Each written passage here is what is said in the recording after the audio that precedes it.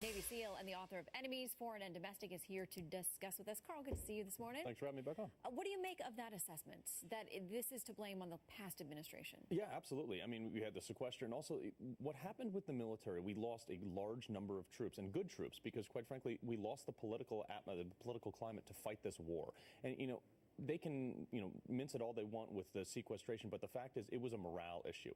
When you have United States military doing things like nation building or something, the U.S. military's job is to put bullets in bad guys, not nation build. And when you put them with that task, they lose morale, they lose motivation. And when you have guys like myself who are court-martialed for prisoner abuse against a known terrorist who is then sentenced to death after our court-martial, you lose morale. Guys lose faith in their chain of command. So absolutely, we are in dire straits, and President Trump's the only guy I think that can get that back on track. Yeah, I mean, I've personally talked with a lot of folks who have opted out of the military the last few years when they planned it as a career because of so much of what was happening behind the scenes. Defense Secretary Mattis said this to lawmakers just a few days ago. He said, "No enemy in the field has done more to harm the combat readiness of our military than sequestration." It was something you touched on briefly, but really it took a lot of dollars and cents out of what you could spend to make sure that now looking at the Army, the Air Force, the Navy, we're hearing that they're lowest and worst and, least equipped levels ever for some of these branches. And a lot of what happened, well, this is a backdoor plan by Barack Obama to end the war. What he did was they stopped providing maintenance costs and maintenance fees and things like that. So helicopters could no longer fly missions overseas. They couldn't do the things that they were tasked to do. So they were like, oh, well, we got to bring everybody home because we don't have any money. The problem is not that we don't have enough money, is that we're not spending it wisely enough. You had a Pentagon report saying over $120 billion was wasted.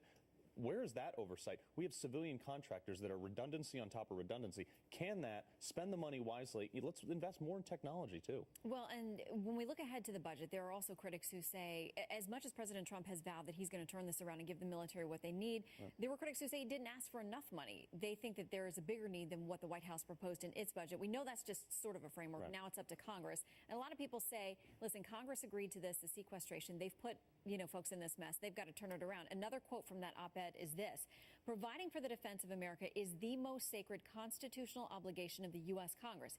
If Congress fails in this, no balanced budget, no health care reform, no tax reform, no entitlement reform will matter. If lawmakers fail to provide the resources necessary for the defense of the nation, nothing else they do will matter." And I hear a lot of people whine, well, the Defense Department got $54 billion more dollars to their budget, now $700 billion to defend the United States of America.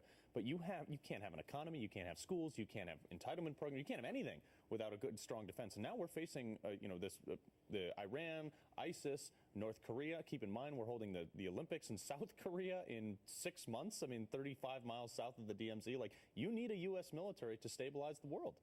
Okay, there is on the other side of the conversation here a piece out by John Podesta, was obviously the chair for Hillary Clinton. He talks about that he's concerned that Trump is carrying out many different military actions and maneuvers and things that he thinks aren't getting a fair debate. They're not getting a full, open public debate. Congress isn't involved with different authorization issues he thinks need to be revisited.